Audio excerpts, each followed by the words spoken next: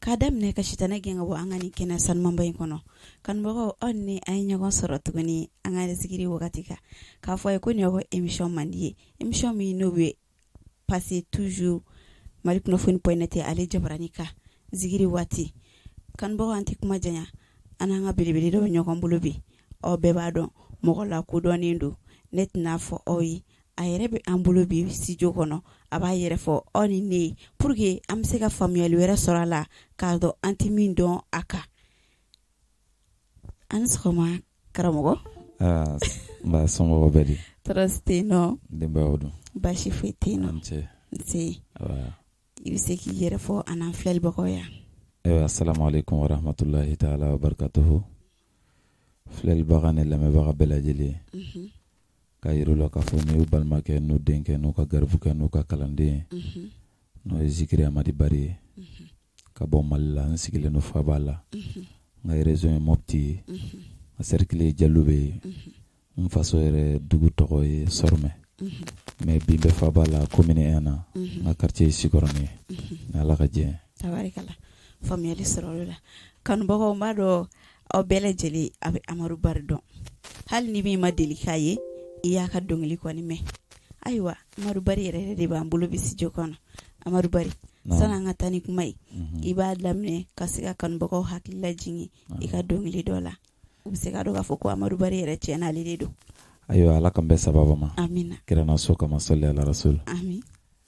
Sallallahu alaihi wasallam ni kono fo Muhammad la kan tola hormana jeni kiyama. Ma min bi kira fɛ ne b'o fɛ ni ti Mamadu fɛ ne tɛ fɛ diɲɛna Mamadu Ala kira banyana Abudulayi de kira banyana Mamadu Amba Aminata de kira banyana Muhammadu Ala kira banyan minnu bɛ kira fɛ tanu filɛ Mamadu Ala kira banyana. Wa o jara kanubagaw m'a dɔn aw bɛɛ bɛ nin misigi aw y'a mɛn hali n'a ma deli ka Amadu yɛrɛ ye a ye misigi in kɔni mɛn a kɛra arajo ye hali télé yɛrɛ aw y'a lajɛ télé la aw y'a ye ok basi t'a la bi ta in tɛna kɛ basi ye k'a na bɛ dɛsɛ dɛ bi ta in ye filako ye fila ni numu plateau kelen kan ko bɛ yen dɛ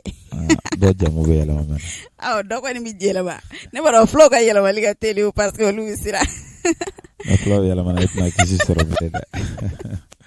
ok basi t'a la. N'Ala sɔnna. Amadu an bɛ se ka dɔn Amadu yɛrɛ nana zikiri da kɔnɔ cogoya min na. O diyara n ye kosɛbɛ n'Ala sɔnna. O dɔn ka di kosɛbɛ. Amadu Bari baara foyi tun tɛ ne na kuranɛ kalan kɔ n yɛrɛ fa bolo an ka quartier la n wolodugu Mɔdugu la n'o ye Sikɔrɔni ye donc n nana n to kuranɛ kalan de la n fa bolo Ala barika la n denmisɛnnin teri dɔ bɛ yen nɔ a tɔgɔ ye Abdulayi o ka so filɛ an yɛrɛ ka so filɛ bon ne kuranɛ kalan kan tun ka d'ale ye kosɛbɛ bon a ko Amadi e kuranɛ kalan kan ka di cogoya min na ne ko k'e bɛ Alakira tanu diɲɛma bɛ sɔn k'a lamɛn ale de y'a idée in donna mais n yɛrɛ y'a sɔrɔ n fa bɛ zikiri da parce que n fa yɛrɛ a kalanna mɔgɔ dɔ de bolo Genga Amiru n'o ye Alpha Balobo mɔdenkɛ ka bɔ Genga donc ale fana tun bɛ zikiri da o la a bɛ kasidaw da o la mawuludu fɛ a bɛ voyage ka taa o fɛ yen nɔ mawuludu fɛnkɛw bɛɛ kɛ ɲɔgɔn kan donc n y'a sɔrɔ ale fana bolo ni Ala ka jɛ o ɲɛna faamuyali sɔrɔ o la Amadu ka zikiri da o wagati kana bila sisan a bɛ san joli la. Ayiwa Ala kan bɛ sababa ma ne ka zikiri da daminɛ ni bi cɛ an b'a san 21 na a baara daminɛ ka na se bi ma mais n yɛrɛ ka album bɔ daminɛ na 2004 ka don 2005 kɔnɔ ni Ala ka jɛ. Tabarikala o kuma album joli b'i bolo la. Ayiwa an bɛ album 4 na. Album 4. Awɔ an ye maquette dɔ fana bɔ comme baaraw yɛrɛ cogoyaw kama ni Ala sɔnna ma. Tabarikala faamuyali sɔrɔ olu la. Ok Amadu komi émission yɛrɛ tɔgɔ ye zikiri waati an bɛ waati min na i ko mina fɔ sisan fɔlɔ zikiri da ani sisan zikiri da Amadu yɛrɛ bolo danfara jumɛn b'u ni ɲɔgɔn cɛ. Ayiwa Ala kan bɛ sababa ma fɔlɔ zikiri ani bi zikiri hakilila a bɛɛ ye zikiri mais bi ta ni fɔlɔ ta différence min bɛ se ka y'u ni ɲɔgɔn cɛ o ye kɛbagako ye ani kɛcogo ani mɔgɔ yɛrɛ donkun a la parce que ni y'a ye n b'a fɔ kɛbagako ani kɛcogo ani i donkun c'est comme baara bɛ yɛlɛma cogoya dɔ la ka ɲɛda kura wɛrɛ di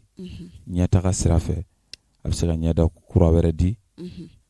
n donna la fɛn ɲini kama a bɛ se ka ɲɛda kura wɛrɛ di mɔgɔw yɛrɛ de sansera caman sansera ka taa o fan fɛ k'a sɔrɔ baara yɛrɛ couleur a tɛ k'o yɛrɛ yɛrɛ di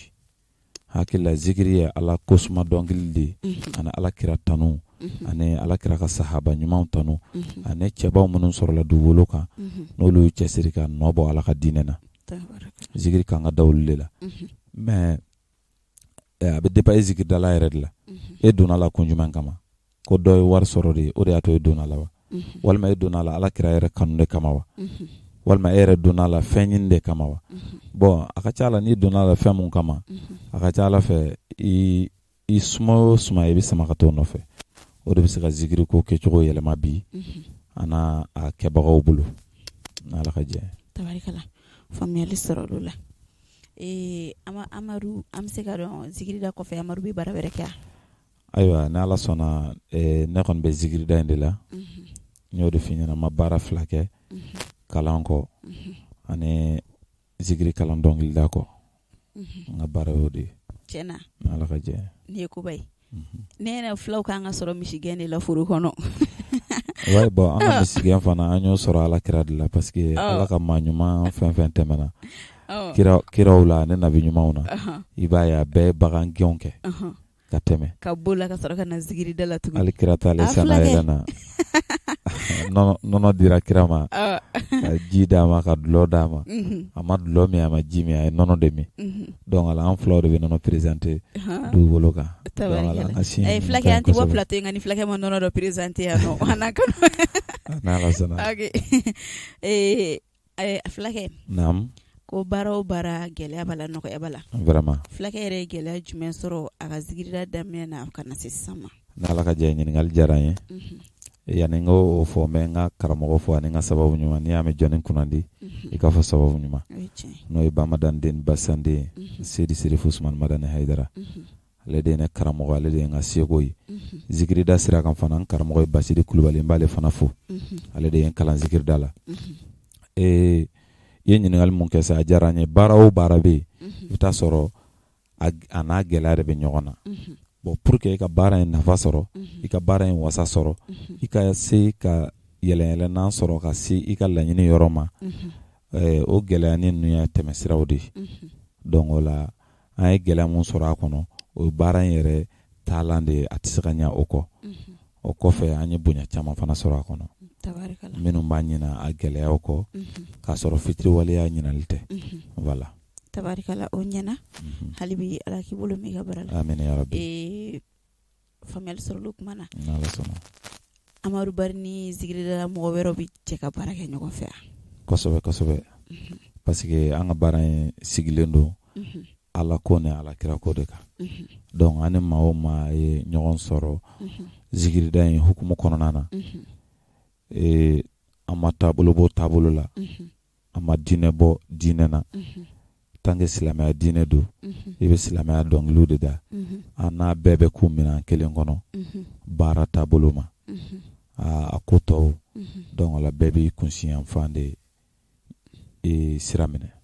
n'ala ka jɛ tabarikala faamuyali sɔrɔli la Amadu Bari ka zikirida kɔnɔna na a delila ka voyager ka taa kɔkan ka taa zikiridaw kɛ ou bien Mali yɛrɛ kɔnɔna na yan nɔ n'ala sɔnna ok ɲininkali diyara n ye an ka Maliba kɔnɔ yan nɔ n ye région caman kɛ n ye dugu misɛnnin ni duguba caman kɛ fo ka bɔ an ka région 3 min bɛ nord la n'a y'i bolo ka taa Mopti la ka na région tɔ in bɛɛ la an y'o bɛɛ munumunu o kɔfɛ fana an bɔra ka taa Burukina ka taa zikirida ye an taara Côte d'Ivoire ka taa zikirida ye an taara Sénégal ka taa zikirida ye n'ala sɔnna ka fara Maliba yɛrɛ kan tabarikala n'ala sɔnna o ɲɛna hali bi ala k'a tɔ nɔgɔya amin ya rabbi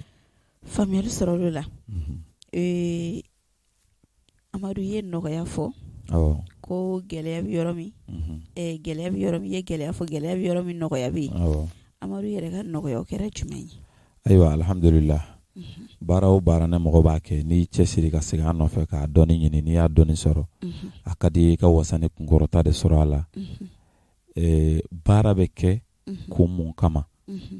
o kun ka nisɔndiya ni baara ye baara bɛ ka kɛ mɔgɔ minnu tɔgɔ la baara yɛrɛ k'olu nisɔndiya i kanubagaw minnu bɛ n'i kanu baara in yɛrɛ kɔnɔ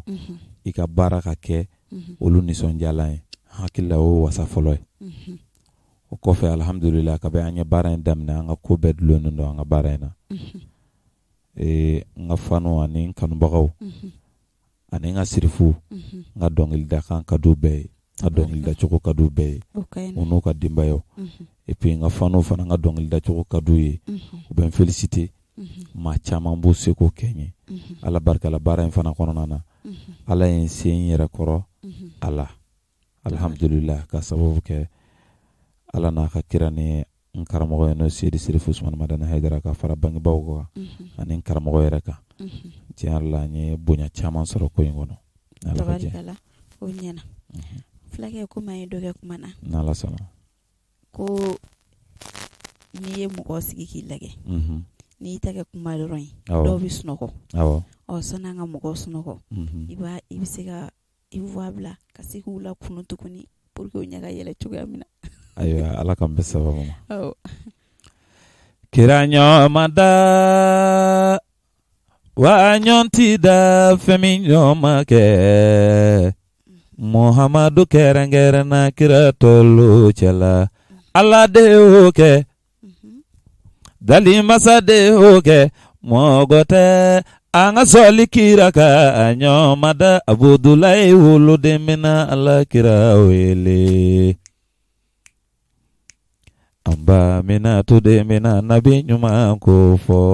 la Mauludu tigi tɔgɔ ma nafɔ dali masa bɛ se wa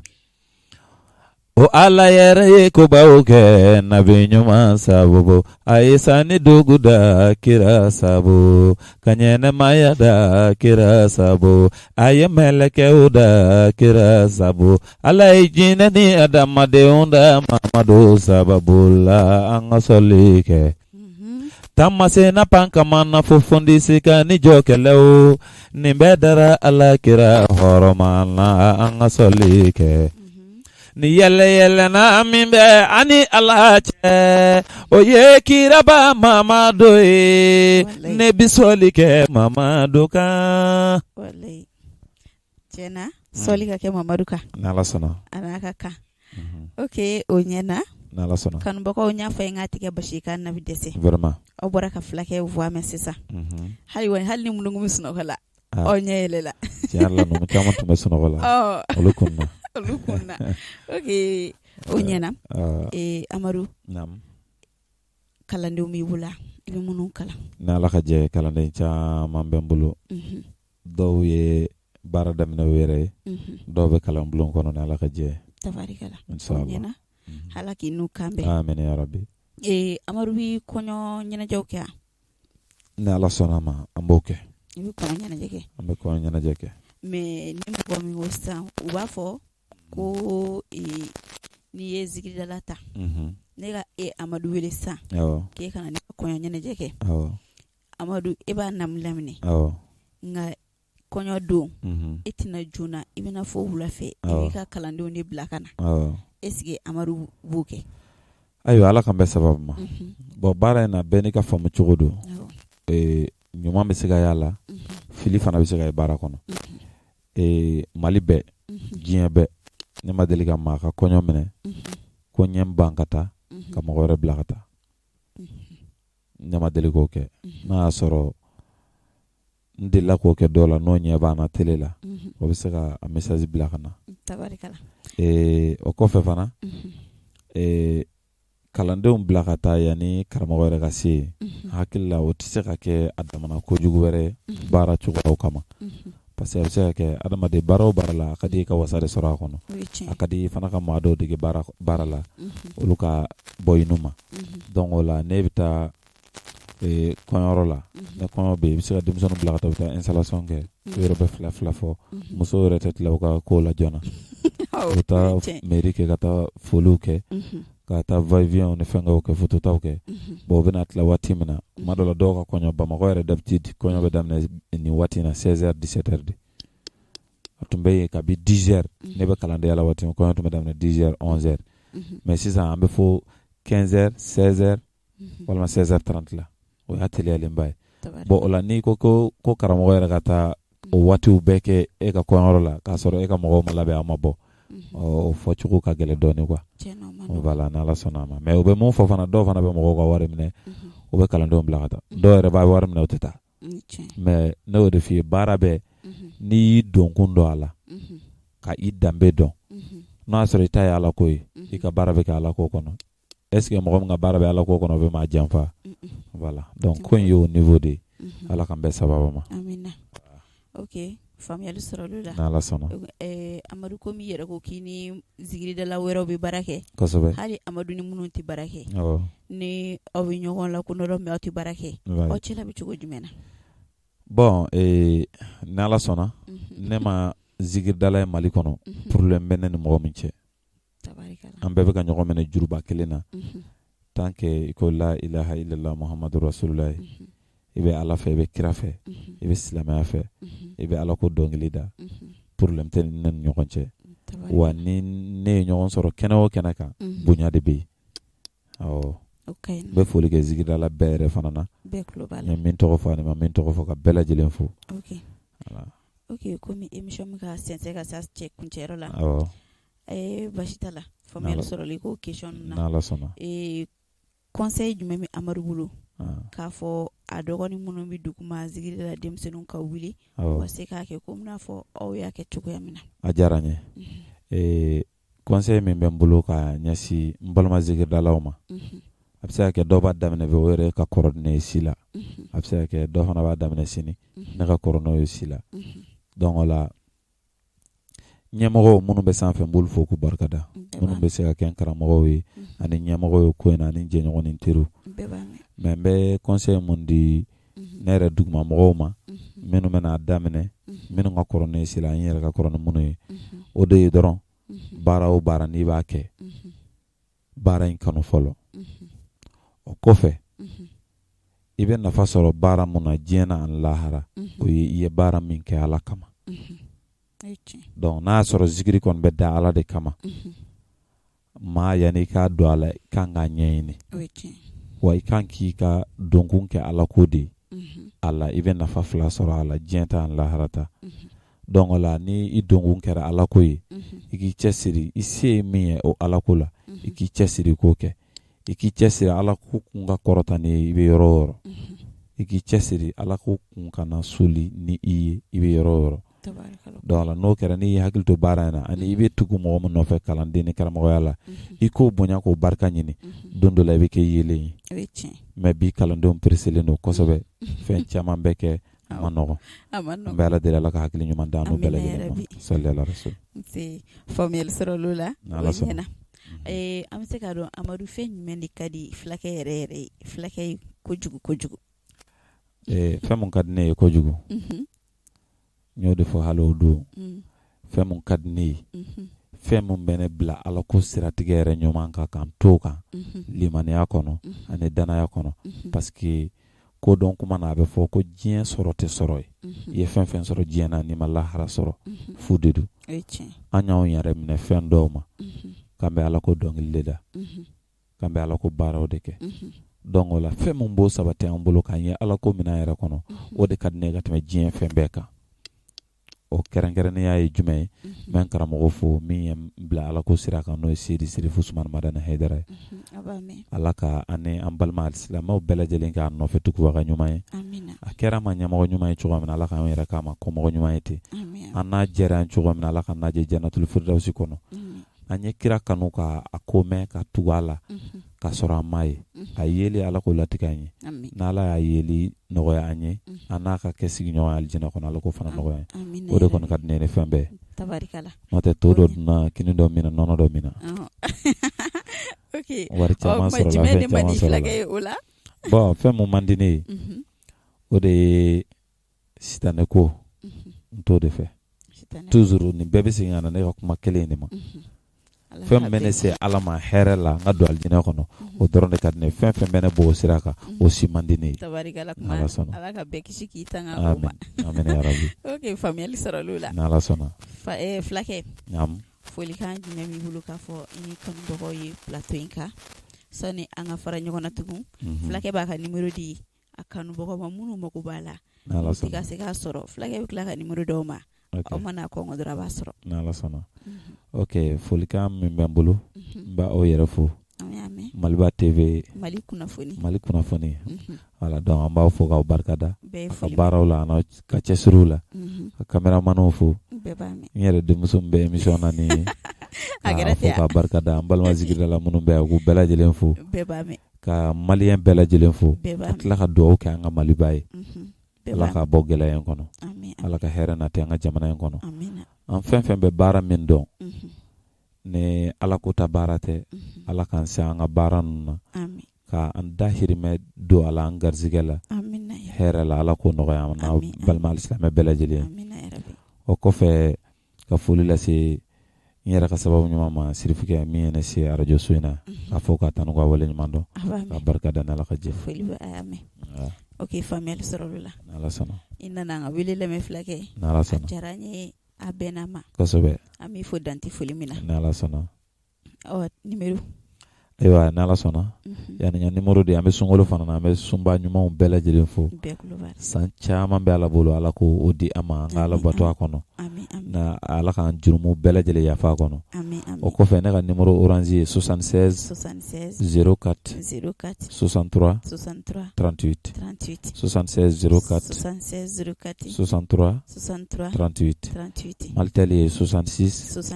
45 55 56 n'ala sɔnna a ma ok basi t'a la inshallah ayiwa kanubagaw ko n'a ye ni kɔngɔ dɔrɔn a bɛ Amadu Bari sɔrɔ n'ala sɔnna a ma an y'o de fɔ ɲɛna an bɛ yan nɔ ka se ka aw la nisɔndiya kosɛbɛ k'aw to fɔ aw sigiyɔrɔ la cogoya min na n'ala sɔnna aw bɛ faamuyali sɔrɔ zikiri ko ka cogoya min na fana ani u yɛrɛ ka dekun min b'u ka tugun ka baara kɔnɔ kosɛbɛ ayiwa kanubagaw aw kana ɲinɛ fana n'ala sɔnna ka j'aime ani commentaire kɛ an ka video kan n'ala sɔnna an b'a fɔ ɲɛna ko aw kan bɛn waati wɛrɛ